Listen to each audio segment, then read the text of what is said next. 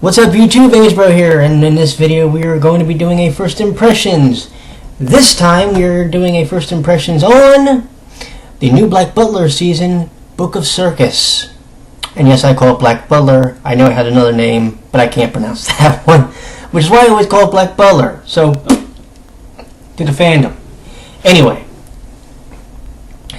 this season is weird because, first off, it's the first time I'm ever watching Black Butler strictly in the Japanese audio. Every other time I've watched it, it's been in English. So that's one big thing that we've got to understand now. Secondly, the opening for the first episode, the way they showed it, with Ciel meeting Sebastian, that was weird because it's literally like they are retconning the way Ciel met Sebastian in episode 1 of the first season. Now,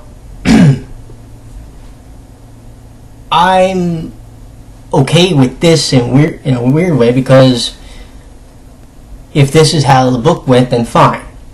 For those who don't know what happened, it shows Ciel in a cage, surrounded by all these demons, I'm guessing, and Sebastian forced him to either make a contract to escape with him, or I guess he was going to get killed. And Ciel made the contract, of course, so we all know. And the idea is he makes the contract to get his revenge, and then Sebastian can do what he wants with him.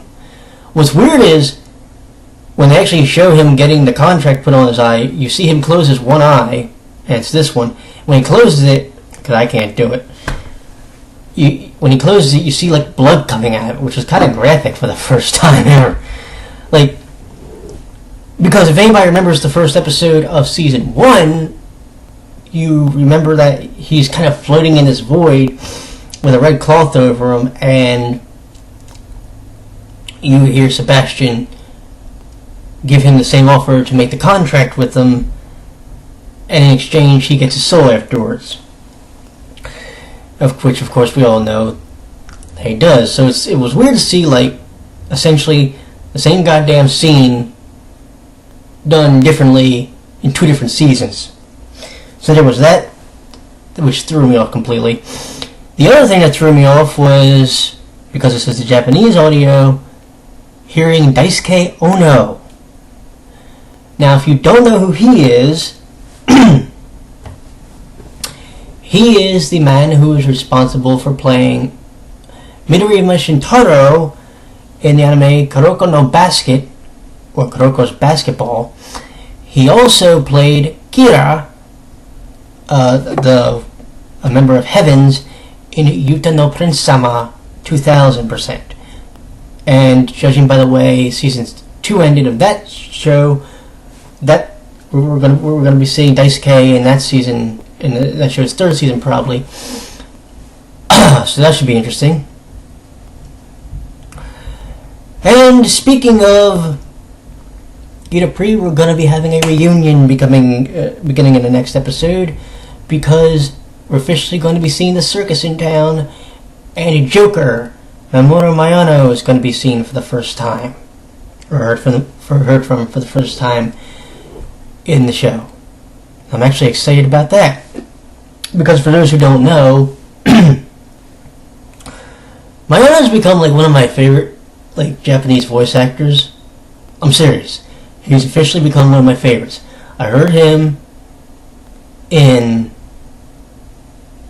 briefly in this show. I've heard him in Yutapri. I've actually heard him a little bit when I watched one of the episodes from the Japanese audio of Carnival. Speaking of circus-related animes. So, he played Yogi. So, he's become one of my personal favorite Japanese voice actors as of late. And so is Ono, to be quite honest. To get to hear him as the deadpan Midoriyama Shintaro, and now as the devious and sinister Sebastian Michaelis for Daisuke Ono. That's interesting for sure.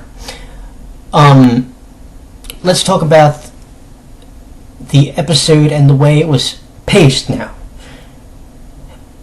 It was literally, if you watched the first episode of Black Butler from season 1 and you watched this one, you would have sworn to God it was almost the same goddamn episode, with the exception of the person who got to meet Ciel and Sebastian and some other odds and ends in the episode. But you would have sworn that some of the episode was from season 1, episode 1. Now, this episode, like I say, it was kind of slow to start, but eventually picked up towards the end. How are the rest of the episodes going to be? That's going to be the question. See, the one thing, and for those of you who don't know, when I do these reviews and when I do these first impressions, the one thing I like to do is discuss to you the things I look for in these series. One thing is always the pacing of the episodes and the way they're progressing the plot along. Now, this series only gets 10 episodes, so they have to figure out how to pace it so that you're not getting bored, but that you're able to keep up with everything and all the people involved and not have your head spin. Believe it or not, Udapri, which was like 12, 13 episodes for both seasons, managed a way to do that really well. So did Kay. Oddly enough, Kay and Udapri were two very good examples. Kuroko's Basketball also does a very good job of the storytelling and the episode pacing and the plot progression.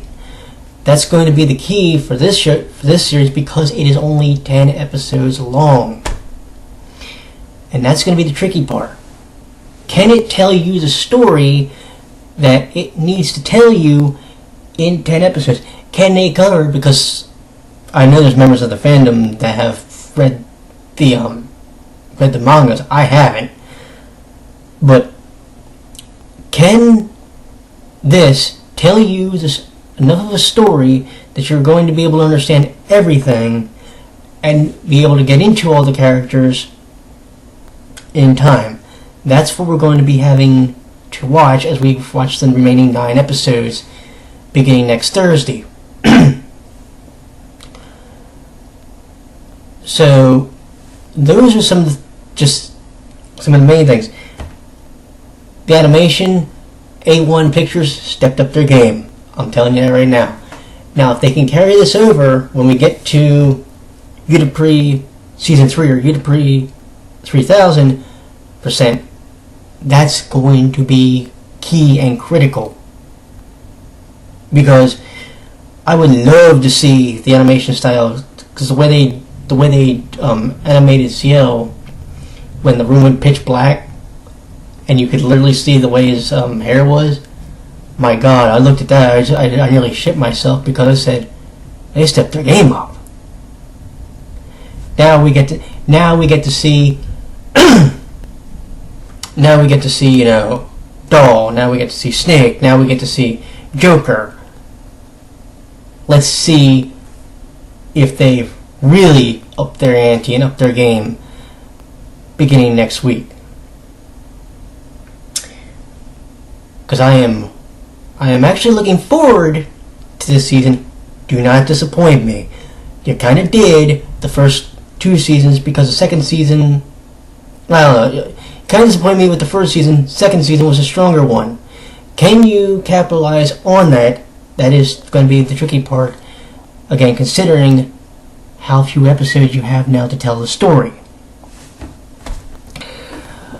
So, with that being said, where are we as far as Black Butler Book of Circus?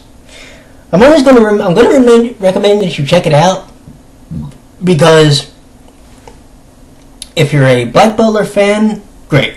If you're not, at least check out the first episode of this season, because if you try to watch this season and then you try to watch like season 1, it would be almost like telling two different stories. So do yourself a favor, check the episode out, and then if you like it, go back and watch at least go back and watch season 2, for crying out loud. That was the strongest of the 2 seasons. But do go and check out episode 1 of Book of Circus.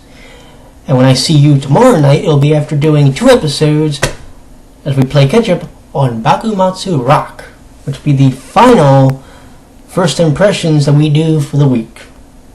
So, I shall talk to you all tomorrow. Take care, gang.